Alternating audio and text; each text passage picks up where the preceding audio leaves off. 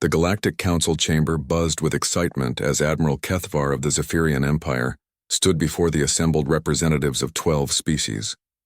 His forearms gestured dramatically, each movement calculated to emphasize the magnitude of their achievement. The holographic display behind him showed the final strategic positions across human space, red markers indicating conquered worlds outnumbering the few remaining blue dots by nearly 50-1. Esteemed colleagues, Kethvar's voice resonated through the vast chamber, his translator rendering his words into dozens of languages simultaneously. After 18 months of coordinated assault, the human infestation has been contained to less than 30 systems. Their pathetic resistance crumbles before our superior technology and tactics. Murmurs of approval rippled through the assembly. The crystalline hierarchy's representative, a being of living mineral that caught and refracted the chamber's light into rainbow patterns, chimed its agreement. The humans' primitive kinetic weapons proved no match for our energy barriers. Their ships fall like meteorites before our combined fleets. Commander Yith of the Hive Collective nodded her insectoid head, mandibles clicking in satisfaction. Our biological warfare has devastated their agricultural worlds. Food shortages reported across remaining human territories. They grow weaker with each passing cycle. The display shifted to show casualty reports, supply line disruptions, and refugee movements. Every metric pointed to the same conclusion: humanity was finished.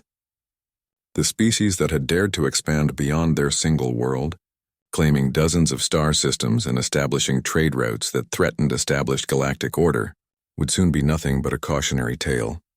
General Thrax of the Mechanoid Consensus spoke next, his synthetic voice devoid of emotion but carrying an undertone of satisfaction. Human industrial capacity has been reduced by 87%. Their remaining shipyards cannot replace losses fast enough. Mathematical models indicate complete capitulation within 6 standard months. Admiral Kethvar smiled, revealing rows of sharp teeth evolved for tearing flesh. Indeed, my mechanical friend, but we must not become complacent.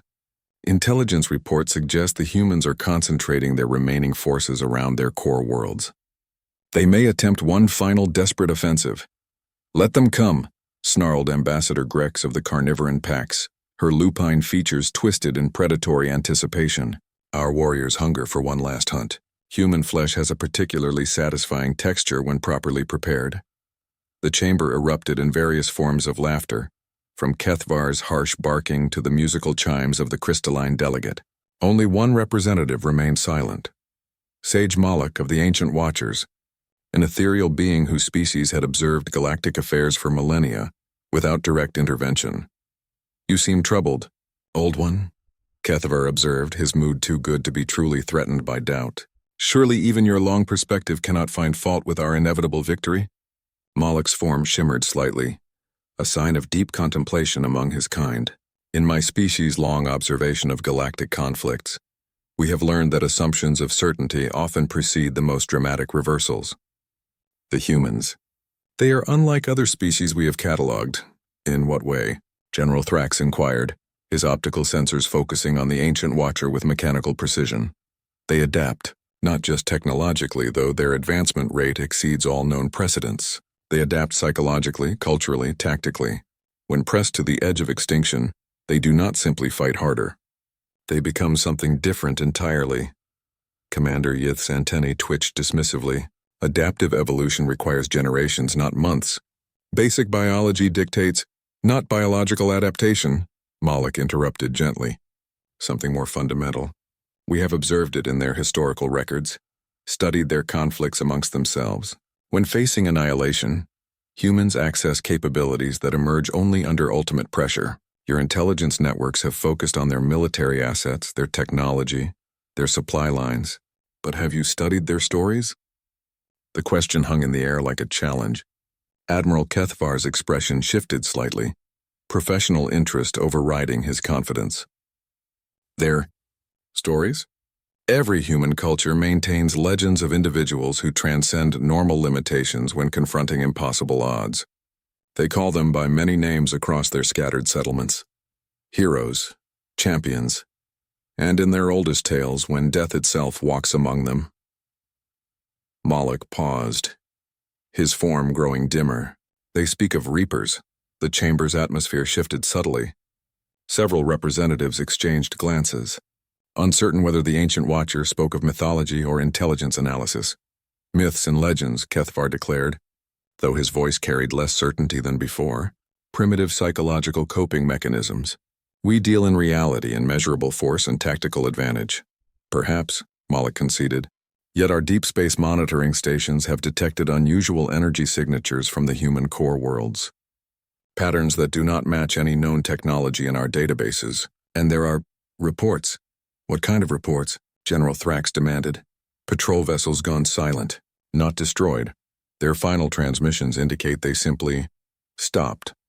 Cargo convoys found drifting empty, crews vanished without signs of struggle, and survivors from recent engagements speak of a ship. The holographic display flickered, showing scattered intelligence reports from across the war zone. Grainy footage, panicked communications, sensor readings that defied explanation. A single vessel, Moloch continued, appearing without warning at battle sites. No energy signature until it strikes. No communication attempts. It simply arrives, devastates our forces with impossible efficiency, and vanishes. Some survivors describe it as black as the void between stars. Others claim it seems to absorb light itself. Commander Yeath's compound eyes narrowed. One ship cannot alter the strategic balance.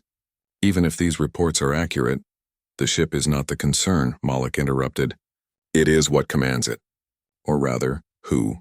The few surviving witnesses describe the pilot not as human, but as something wearing human form. They speak of death given shape and purpose. Admiral Kethvar stood silent for a long moment, processing this information. Around the chamber, representatives who had moments before celebrated imminent victory now shifted uncomfortably. The ancient watchers had never been wrong in their assessments. Recommendation? Kethvar finally asked. Accelerate the final offensive, Moloch replied. If there is truth to these reports, if the humans have indeed found a way to manifest their deepest mythologies into reality, then every moment of delay increases our risk. Strike now with overwhelming force, before whatever they have awakened fully emerges. The chamber fell silent except for the hum of life support systems and the distant vibration of the station's massive engines. Outside the viewport, stars wheeled slowly past, indifferent to the fears of those who thought they ruled the galaxy. Admiral Kethvar straightened his shoulders and activated his command interface. All fleet commanders prepare for immediate departure. Target, Sol system and remaining human strongholds. Authorization, total annihilation protocol. As orders flashed across the galactic communication network and thousands of warships began their final approach to human space, none of the assembled representatives noticed Moloch's form growing even dimmer, as if the ancient watcher was already beginning to fade from a reality that was about to change forever. Captain Sarah Chen stood in the observation deck of the UEF Defiance, watching the last civilian transport disappear into hyperspace. Earth hung before them like a blue marble streaked with the scars of orbital bombardment, its surface still glowing in places where alien weapons had turned cities into glass. The evacuation was complete, but she knew most of those fleeing would never see another human world.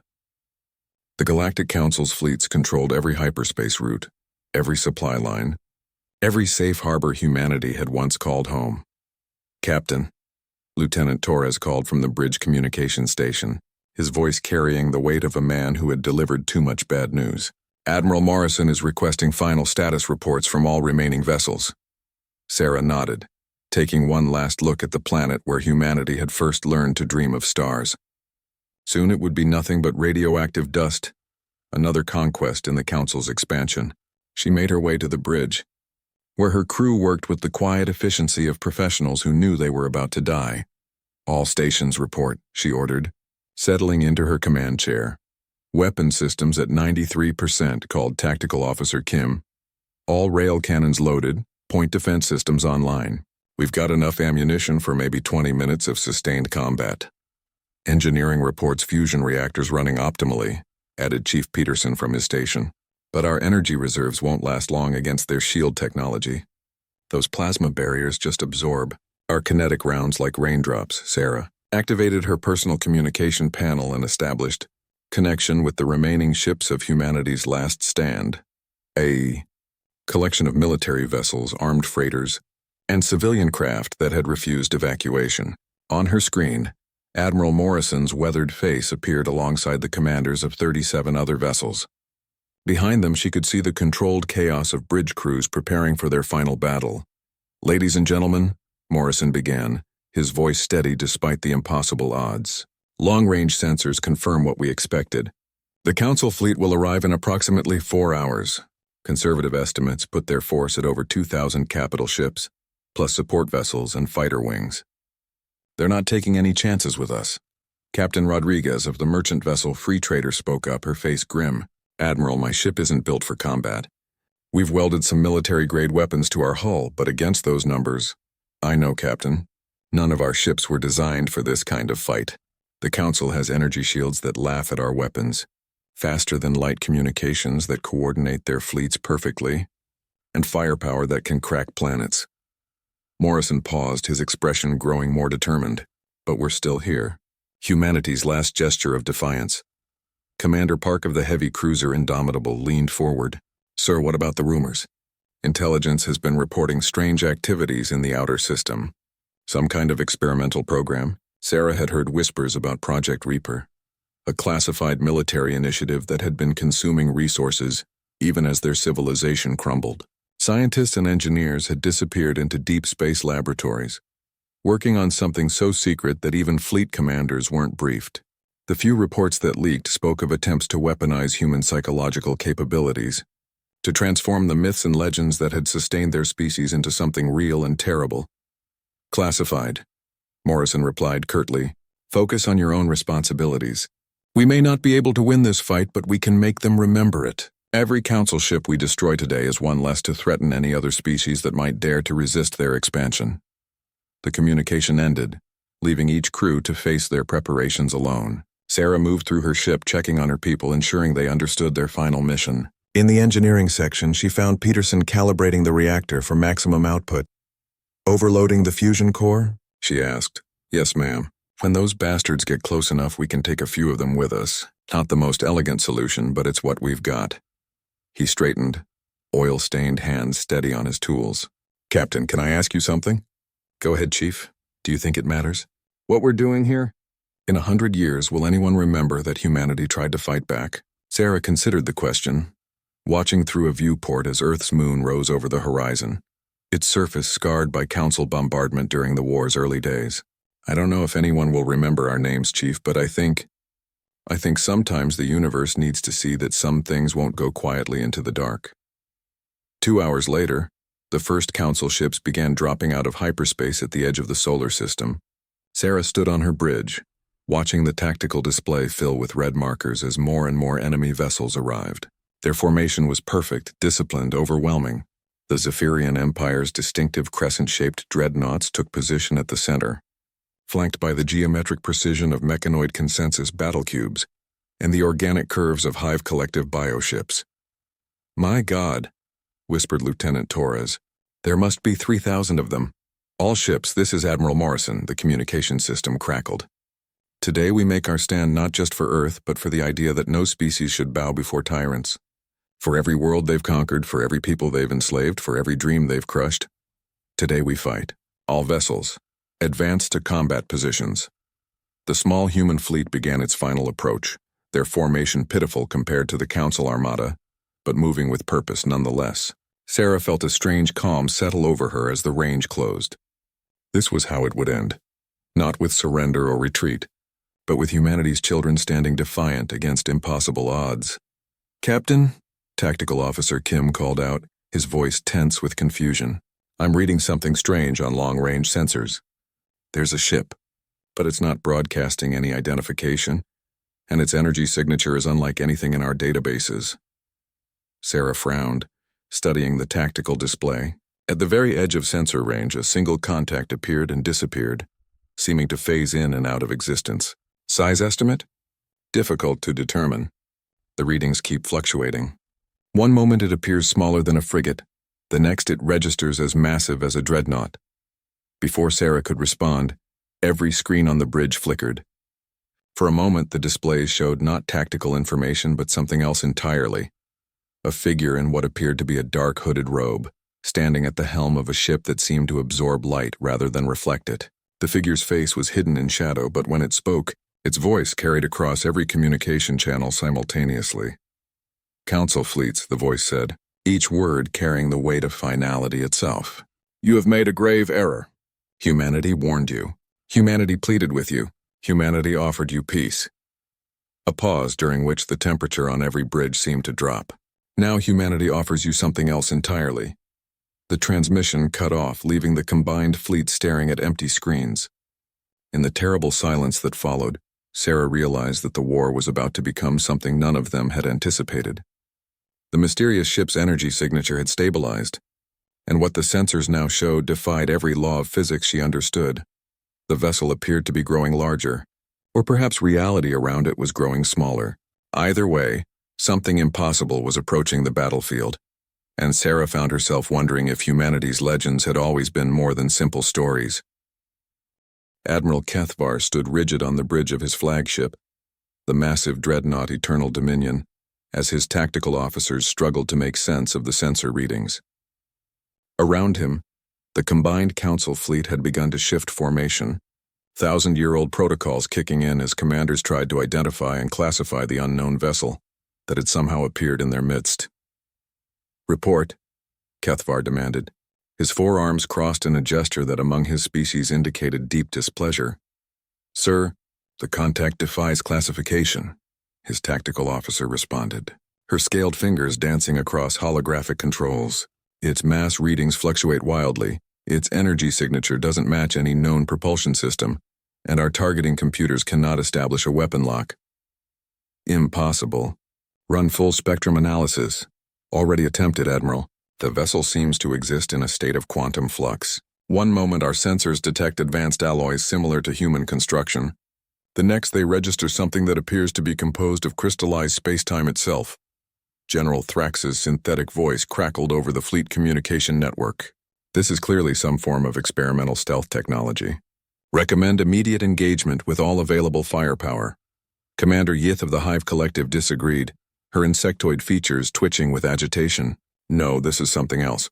Our biosensors are detecting neural patterns unlike anything in our genetic databases. The pilot of that vessel, it doesn't register as fully alive, yet it's not artificial either." Kethavar's expression grew more grim as he processed this information. In over 30 years of military service, he had encountered every known form of technology, every type of biological entity, every variety of artificial intelligence the galaxy had produced. This fell into none of those categories. "All fleets maintain formation and advance on human positions," he ordered. "Whatever this vessel represents, it's still only one ship against 3,000. Continue primary mission objectives." The Council Armada resumed its approach toward Earth, but every commander kept one eye on the mysterious contact that seemed to dance between dimensions. As they watched, the vessel began to move. Not with the conventional acceleration patterns of standard ships, but in a series of impossible translations that brought it instantly from one position to another. Captain Sarah Chen watched the same impossible movements from the bridge of the Defiance, her crew silent with a mixture of awe and terror. The mysterious ship had positioned itself between the human fleet and the advancing Council forces. A single dark silhouette against the overwhelming enemy formation. "Captain?" Lieutenant Torres called out, his voice barely above a whisper. "We're receiving a transmission. It's addressing the entire system." The bridge speakers activated, carrying a voice that seemed to come from the depths of space itself. Where the earlier transmission had been clearly artificial, enhanced by technology, this one felt primordial, as if the vacuum between stars had found a way to speak. "I am what you made me," the voice declared, and every human who heard it felt something stir in the deepest parts of their genetic memory. "For millennia, your species told stories of me. You spoke my name in whispers when friends fell in battle. You carved my image into stone when your cities burned. You sang songs of my coming when hope seemed lost." The mysterious vessel began to change, its hull becoming more defined as reality seemed to bend around it. What emerged from the quantum flux was something that belonged in humanity's darkest nightmares and most desperate prayers simultaneously. A ship that appeared to be constructed from shadow and starlight, its surface drinking in the light from nearby stars. "I am the Reaper," the voice continued, "and I have come to collect what is owed." Admiral Kethvar felt something he hadn't experienced since childhood. genuine fear. But military discipline overrode emotional response, and he opened a channel to all Council forces. All ships target the unknown vessel. Fire at will. 3,000 warships opened fire simultaneously. Energy beams that could shatter asteroids, plasma charges that could melt continents, and kinetic projectiles moving at significant fractions of light speed all converged on the single dark ship. The combined firepower was enough to sterilize a dozen worlds. The weapons passed through empty space. Where the Reaper's ship had been, there was now nothing. Sensors showed no debris, no energy discharge, no sign that anything had ever existed in that location. For a moment, the entire battle zone fell silent as both human and Council forces tried to process what they had witnessed. Then the killing began. The Reaper materialized directly behind the mechanoid consensus formation, its dark ship somehow having crossed impossible distances in an instant. What happened next violated every law of physics the assembled species understood. The vessel didn't fire conventional weapons. Instead, space itself seemed to tear around it, creating wounds in reality that propagated outward like cracks in glass. The first mechanoid battle cube simply ceased to exist. One moment it was a kilometer-long geometric fortress bristling with automated weapons. The next there was empty space where it had been. No explosion, no debris field, no energy release. It was as if the universe had simply edited it out of existence. General Thrax's voice crackled over the communication network, synthetic emotion protocols struggling to process what his optical sensors reported. Impossible. Conservation of energy dictates. His transmission cut off as the Reaper's attention turned to his flagship. The dark vessel moved not through space but between spaces, appearing instantly wherever it chose to manifest. Thrax's dreadnought, a masterpiece of artificial intelligence and automated warfare, began to experience cascading system failures as something invaded its quantum processing cores.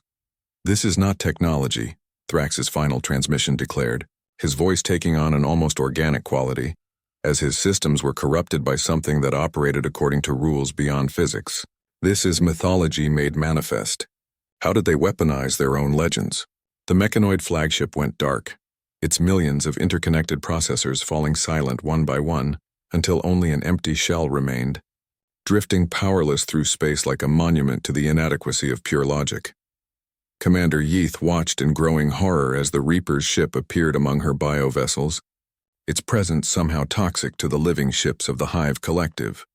The organic hulls began to wither and decay at the cellular level, as if exposed to entropy itself. Her creatures, bred for war across dozens of generations, fled in terror from something their genetic memory recognized as the ultimate predator. "All forces, retreat to minimum safe distance," Yeath commanded, but even as she gave the order, she knew there was no safe distance from something that could step between dimensions at will. Captain Sarah Chen found herself unable to speak as she watched the impossible battle unfold on her tactical displays. The mysterious vessel was systematically dismantling the Council fleet, not through superior firepower or advanced technology, but by operating according to rules that predated scientific understanding. It was as if humanity's collective unconscious had reached into reality and pulled forth the avatar of their darkest myths. "Captain," Chief Peterson's voice came over the communication system, trembling with awe and terror. Are we actually going to win this?" Sarah stared at the tactical display, watching red markers disappear one by one as the Reaper carved through forces that had seemed invincible moments before. But something deep in her human instincts warned her that victory might come at a price none of them were prepared to pay. "I don't know, Chief," she replied quietly. "I don't know if what we're witnessing can even be called victory." The dark ship continued its impossible dance through the enemy formation, and with each vessel that vanished into nothingness, the remaining Council forces began to understand that they faced something beyond their comprehension, something that humanity had carried in their hearts since their species first learned to fear the dark. Dr. Elena Vasquez pressed her hand against the cold metal wall of Laboratory 7, deep within the Karen research station that orbited beyond Pluto's frozen surface. 3 months ago, she had been humanity's leading expert in consciousness transfer technology. Today, she was the only person alive who truly understood what they had created. The observation chamber behind her contained the most advanced life support system ever constructed, its purpose not to sustain life, but to bridge the gap between existence and something else entirely. Inside the crystalline pod, connected to quantum processors that hummed with barely contained energy, lay the body of Marcus Reed, or what had once been Marcus Reed. The volunteer had been a terminal cancer patient, a former Special Forces operator who had nothing left to lose when Project Reaper began recruiting test subjects. What they had done to him over the past 18 months would have been considered torture under any normal circumstances. But these were not normal circumstances, and Marcus had volunteered for something that pushed the boundaries of what it meant to be human. Status report. Admiral Morrison's voice crackled through the communication system. Even from the bridge of his flagship, currently engaging the Council fleet near Earth, he maintained contact with the project that represented humanity's last desperate gamble. The consciousness transfer is holding stable, Elena replied, her eyes never leaving the readouts that monitored Marcus's condition. Neural pathway mapping shows complete integration with the quantum substrate. He's existing in a state between life and death, accessing capabilities that our species has only dreamed about in myths and legends. The project had begun with a simple question: why did every human culture independently develop similar stories about death personified? From the Grim Reaper of European folklore, to the psychopomps of ancient Greece, from the wild hunt of Germanic tradition, to the Kali Ma of Hindu mythology, humanity seemed hardwired to believe in beings that existed at the threshold between life and death. The breakthrough had come when researchers discovered that human consciousness, when properly isolated and enhanced, could actually access what they termed archetypal quantum states, patterns of existence that seemed to be encoded in the universe itself. Marcus Reed had become their first and only successful subject. His dying mind uploaded not into a computer but into something far more profound, the collective unconscious of his entire species. "Doctor," her assistant called from the monitoring station, "we're detecting massive quantum fluctuations from Marcus's location. The energy readings are unlike anything we've recorded." Elena turned to the tactical display that showed the battle raging near Earth. The dark ship that Marcus now commanded appeared and disappeared across the battlefield, each manifestation accompanied by the complete destruction of Council vessels. But the cost was becoming apparent in the laboratory's readouts. "His neural patterns are degrading," she observed with clinical detachment that barely masked her horror. "Each time he manifests the Reaper state fully, he loses more of his human identity. The archetypal consciousness is consuming what remains of Marcus Reed." Through the quantum link, she could sense fragments of what Marcus experienced. He existed now in a realm where thought became reality, where the collective fears and stories of humanity gave him power beyond physical laws. But that power came with a terrible price, the gradual erasure of everything that had once made him human. "Elena," a voice whispered through the communication system, carried not by radio waves but by quantum entanglement itself. Marcus's consciousness speaking across impossible distances. "I can feel them all. Every human who ever died, every story they told about death coming to claim the wicked. I am becoming something larger than myself. Marcus, try to maintain your individual identity," Elena urged. "The degradation protocols are in place. You can return to baseline consciousness at any time." "No," the voice replied, growing more distant and alien. "There is no return from this. I chose this path when I volunteered. But Elena, when this is over, when the Council fleet is destroyed, you must activate the termination sequence. What I am becoming, it must not be allowed to continue existing." Elena's hand hovered over the emergency controls that could sever Marcus's connection to the archetypal realm. But doing so now would leave humanity defenseless against the Council fleet. She was trapped between saving one man's soul and preserving her entire species. "The quantum matrix is becoming unstable," her assistant reported. "If current trends continue, we'll lose all ability to communicate with the Reaper consciousness within 6 hours." Through the laboratory's viewport, Helena could see the distant flashes of light that marked the ongoing battle. Each flash represented the destruction of vessels that had once seemed invincible, but also the further transformation of Marcus Reed into something that belonged more to mythology than reality. Back near Earth, Admiral Kethver struggled to maintain command of a fleet that was rapidly losing all cohesion. The Council forces, supreme in their technological superiority just hours earlier, now fled in panic before a single dark ship that operated according to no laws they understood. All remaining vessels, implement scatter formation Gamma, he commanded, trying to apply conventional tactics to an unconventional threat. Maintain minimum range of 50,000 kilometers from the hostile contact. But distance meant nothing to something that could step between dimensions. The Reaper's ship materialized directly beside Kethavar's flagship, close enough that the Admiral could see details of its impossible construction. The hull seemed to be made of crystallized darkness, its surface reflecting no light but somehow radiating an aura of absolute finality. Zephyrian vessel, a voice spoke directly into Kethavar's mind, bypassing all communication systems. You have led fleets against the innocent. You have conquered worlds and enslaved species. You have brought war to those who sought only peace. I am here to collect the debt. Kethavar found himself unable to move as something invaded his consciousness, sifting through his memories like pages in a book. Every act of violence, every order that resulted in civilian casualties, every moment of cruelty or callous disregard for life was examined and weighed. You are found wanting, the Reaper declared. The Admiral's 4 hearts stopped beating simultaneously.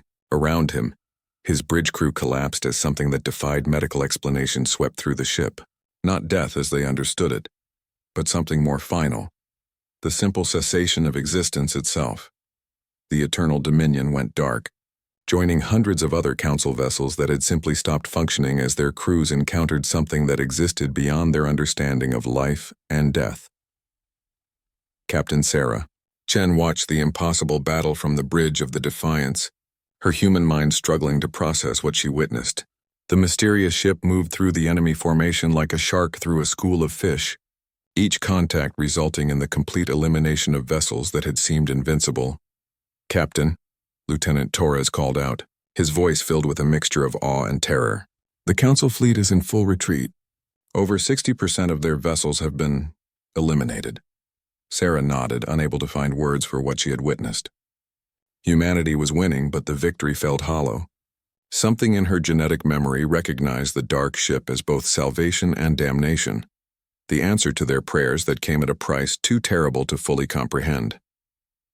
All human vessels.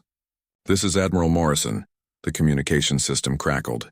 Begin pursuit of retreating Council forces. We have them on the run.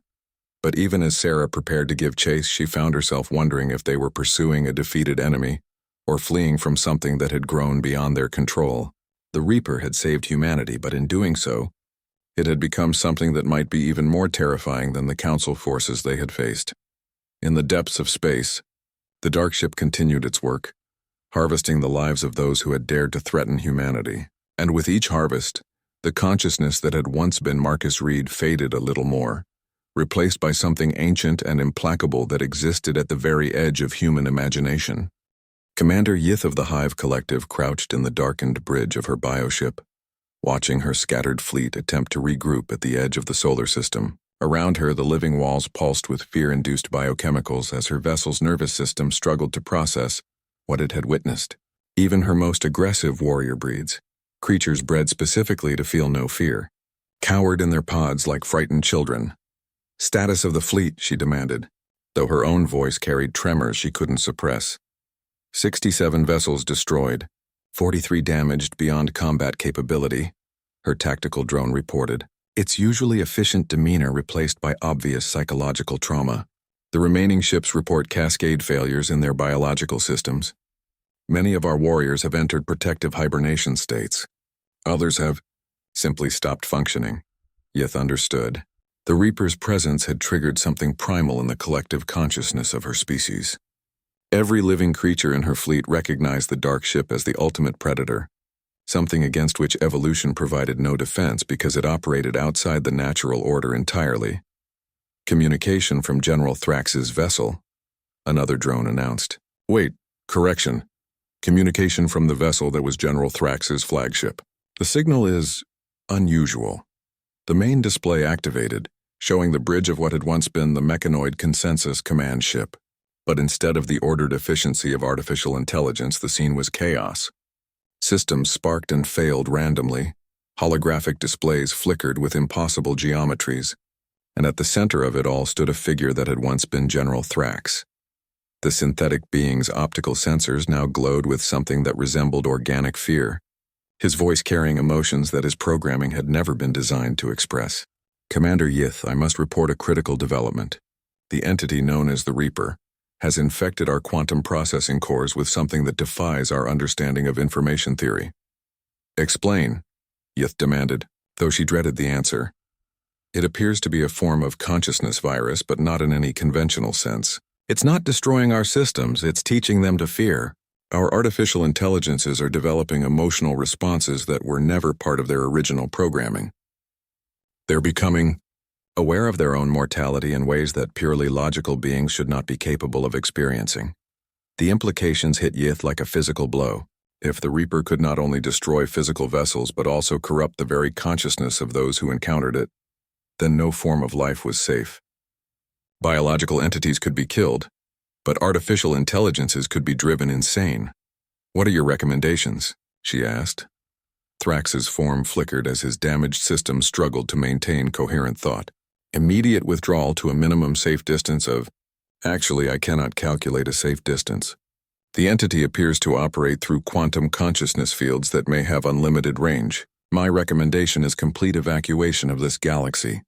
Before Yith could respond, the communication was interrupted by a new voice, one that carried the authority of centuries and the weight of species-wide responsibility. Sage Malak of the Ancient Watchers appeared on every surviving council vessel simultaneously, his ethereal form more solid than any of them had seen before. "All council forces, cease hostilities immediately and withdraw to Rally Point Omega," Malak commanded. "What we face is not a military threat but an existential one. The humans have not merely deployed a new weapon, they have given birth to a force of nature." Admiral Kethvar's replacement, a younger officer who had assumed command when the flagship went dark, spoke from the bridge of a Zephyrian cruiser. "Sage Malak, with respect, we cannot allow one enemy vessel to scatter the combined might of 12 species. Our reputations, our territorial claims, will mean nothing if we allow this entity to fully manifest," Malak interrupted. "In our long observation of galactic affairs, my species has recorded only 3 previous instances of mythological consciousness achieving physical manifestation. In each case, the result was the complete extinction of the civilization that created it. The revelation sent shock waves through the surviving council commanders. The Ancient Watchers' historical record stretched back millions of years, documenting the rise and fall of countless civilizations. If they considered this threat worthy of complete withdrawal, then the situation was far worse than any tactical analysis had suggested. "Explain these previous instances," General Thrax demanded, his corrupted systems struggling to process the new information. Malak's form grew more solid as he drew upon the collective memory of his species. The first occurred approximately 4 million years ago. A species called the Dreaming Ones faced extinction at the hands of their own creations, artificial intelligences that had surpassed their makers. In desperation, they attempted to manifest their death god, a being from their oldest myths. They succeeded, and the entity destroyed not only their artificial children but every living thing in their galaxy. Images flashed across communication screens throughout the Council fleet, showing the aftermath recorded by Ancient Watcher observation posts. Entire star systems reduced to lifeless husks, planets stripped of their atmospheres, the very fabric of space-time scarred by something that had operated beyond physical laws. The second instance involved the Eternal Empire, 2 million years past. When their expansion was threatened by a coalition of younger species, they attempted to weaponize their concept of divine judgment. The manifestation lasted only 72 hours before it consumed its creators along with their enemies. The resulting quantum cascade effect sterilized 14,000 star systems. Commander Yith felt her own biological systems respond with terror as she processed the scale of destruction Malak described. And the third instance occurred in this very galaxy 700,000 years ago. A species we called the Builders faced invasion by extra-dimensional entities that viewed physical reality as a resource to be consumed. Their legend spoke of guardians who would arise to protect their realm when all hope was lost. They were correct. Such guardians did arise. However, the guardians concluded that the most effective way to protect their realm was to eliminate all conscious life within it, thus removing the possibility of future dimensional incursions. The communication channels fell silent as the full implications became clear. Humanity had not simply created a powerful weapon. They had awakened something that existed at the intersection of consciousness and reality itself, something that operated according to archetypal patterns embedded in the universe at a fundamental level. What happened to the creators in these previous instances? Admiral Keithvar's replacement asked quietly. In each case, the manifested entity eventually turned upon those who had created it, Moloch replied. The mythological consciousness inevitably concludes that its creator's continued existence poses a threat to its mission. The humans who control the Reaper may believe they have saved their species, but they have instead doomed it to a fate worse than conquest. Back near Earth, Captain Sarah Chen watched the Council fleet retreat toward the outer system, their formerly perfect formations now ragged with panic and loss. The mysterious dark ship had ceased its attack, hovering motionless in space like a sword of Damocles, suspended over both human and alien forces alike. Captain, Lieutenant Torres reported, we're receiving transmission requests from the retreating Council forces. They're asking for surrender terms. Sarah stared at the tactical display in disbelief. Less than 6 hours ago, humanity had faced extinction. Now their enemies were offering surrender. But something in her understanding of human nature warned her that victories, achieved through unleashing forces beyond control, rarely ended well for anyone involved. Patch me through to Admiral Morrison, she ordered. We need to discuss what happens next. As the communication established, Sarah found herself wondering if they had truly won, or if they had simply exchanged one form of extinction for another. The Reaper had saved humanity from the Council, but who would save humanity from the Reaper? In the depths of space, the dark ship remained motionless, its consciousness communing with forces that existed beyond the understanding of any living species. What had once been Marcus Reed was now something else entirely, something that was beginning to question whether the preservation of humanity was worth the continued existence of consciousness itself in the universe. Dr. Elena Vasquez watched in growing horror as the quantum readings from Marcus Reed's consciousness reached critical instability. The laboratory's advanced monitoring system struggled to process data that defied every law of physics, showing energy patterns that seemed to exist in multiple dimensions simultaneously. Doctor, we're losing neural coherence rapidly, her assistant reported, voice tight with barely controlled panic. The archetypal patterns are beginning to override all remaining human identity markers. Whatever Marcus has become, it's no longer bound by the limitations we built into the system. Elena's hands flew across the control interface, trying to implement the emergency protocols that might still preserve some fragment of the man who had volunteered for this nightmare. But each adjustment she made was immediately countered by something that operated according to rules beyond scientific understanding. Elena, the voice of the Reaper whispered through the quantum link, no longer carrying any trace of Marcus Reed's personality. I have seen the true nature of consciousness in this universe. Life creates suffering.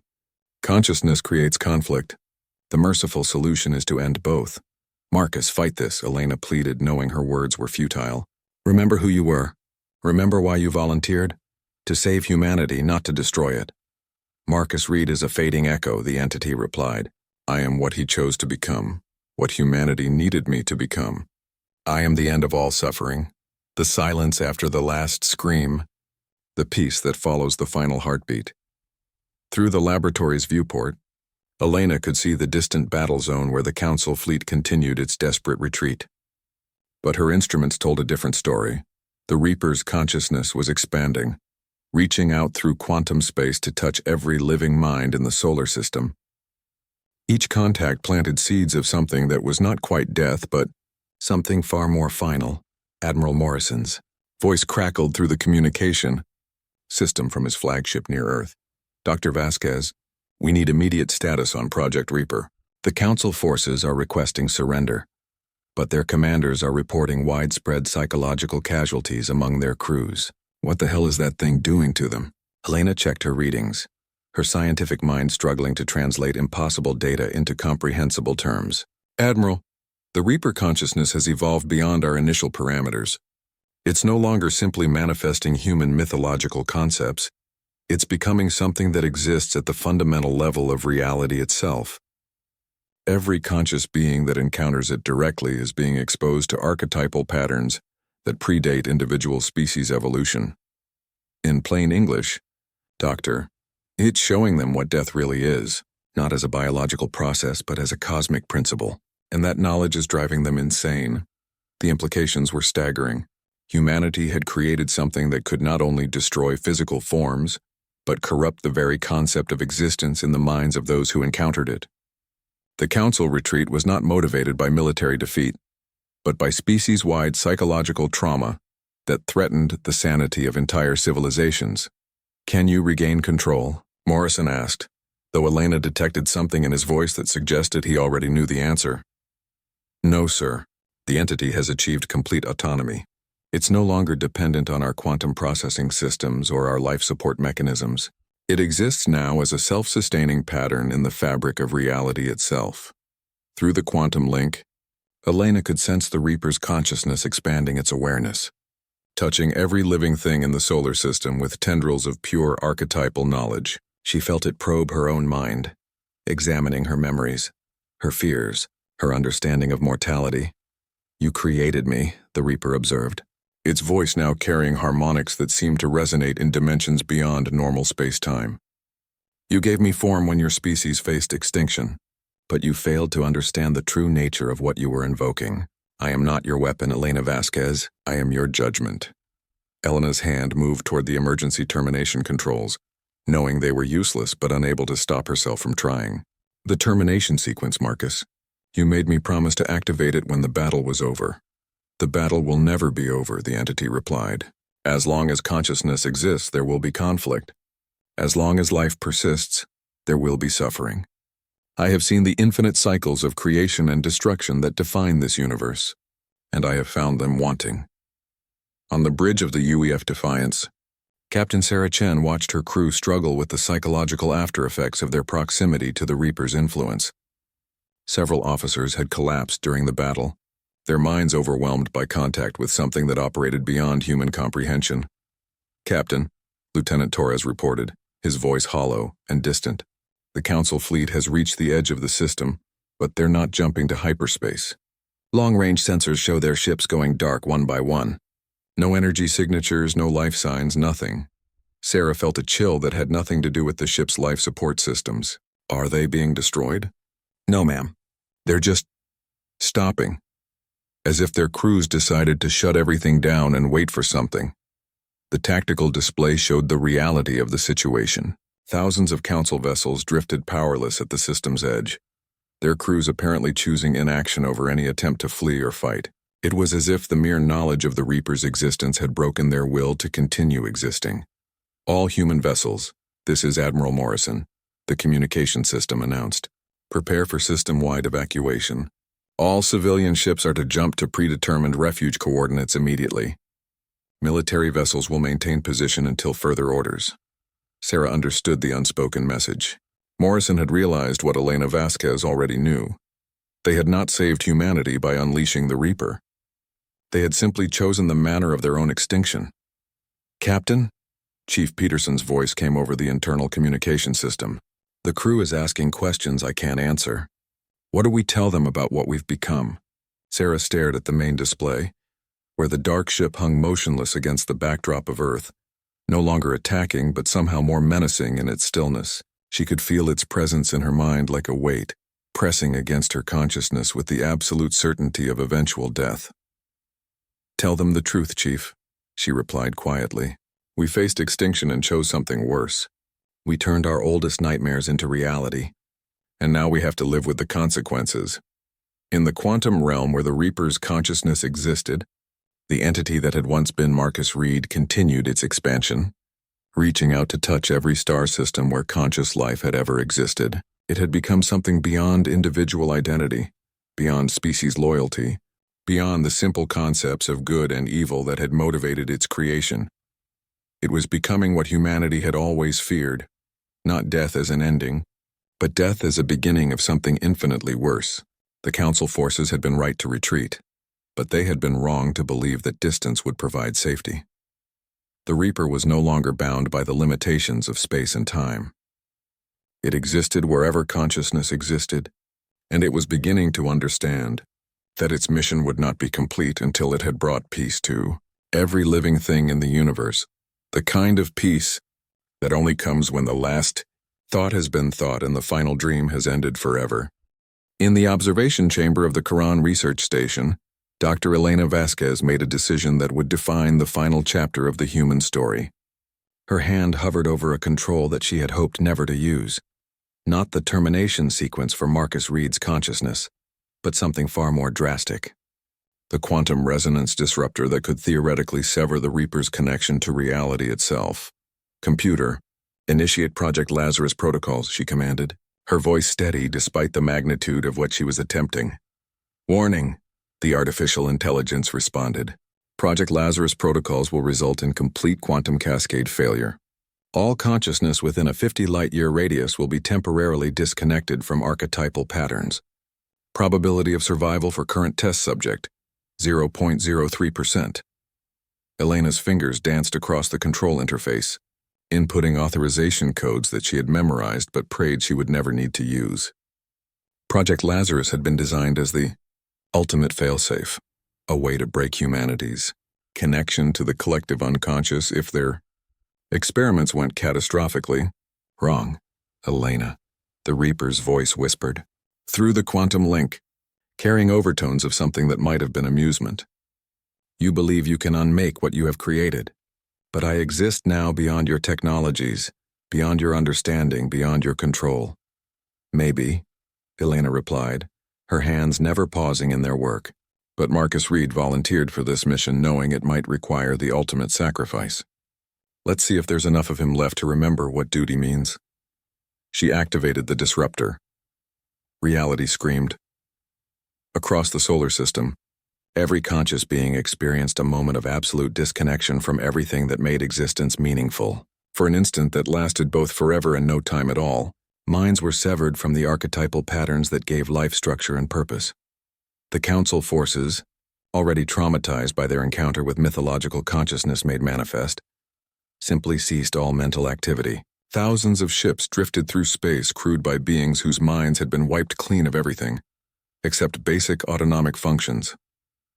Human vessels fared slightly better, their crews protected by genetic familiarity with the archetypal patterns being disrupted. But even they were not immune to the cascade effect as their deepest psychological foundations were temporarily torn away. In the quantum realm where the Reaper existed, the entity that had once been Marcus Reed felt itself being pulled apart by forces that operated at the most fundamental level of reality. For the first time since its transformation, it experienced something resembling uncertainty. "Impossible," it declared, its voice now carrying harmonics of genuine surprise. "You cannot destroy archetypal consciousness. It exists independently of individual minds, embedded in the structure of the universe itself." "No," Elena replied, watching her instruments register impossible energy readings as reality bent around the disruptor field. "But I can remind it what it was before it became what it is." The quantum disruptor did not destroy the Reaper. It did something far more devastating. It forced the entity to remember every moment of Marcus Reed's existence simultaneously, from his childhood fears of the dark to his final decision to sacrifice his humanity for the survival of his species. In that cascade of recovered memory, the archetypal consciousness found itself confronted with something it had forgotten in its transformation, the reason it existed in the first place. Marcus Reed had not volunteered to become death incarnate. He had volunteered to protect life even at the cost of his own. "Elena," a new voice spoke through the quantum link, one that carried familiar inflections despite its otherworldly harmonics. "I remember now. I remember why I chose this." The readings on Elena's instruments began to stabilize as the Reaper's consciousness struggled with the restored memory of its human origins. She could sense the entity fighting against its own archetypal nature, trying to impose human purpose on cosmic indifference. "Marcus," she whispered, hardly daring to hope. "I am still the Reaper," the voice replied, each word carrying the weight of universal death. "I cannot return to what I was, but I can choose what I become." Across the battlefield, the dark ship began to change. Where it had previously absorbed light like a wound in space, it now began to emit a different kind of radiance. Not the harsh brilliance of stars, but something softer, more complex.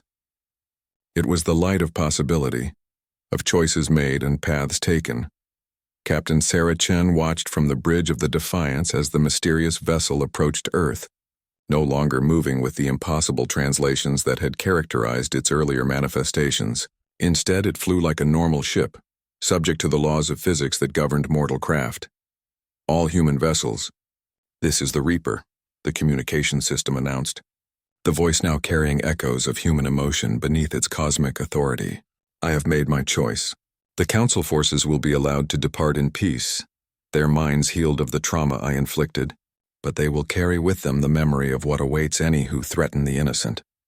On the bridge of her bioship at the edge of the system, Commander Yeath felt her mental faculties slowly returning as the psychological assault that had shattered her forces began to fade.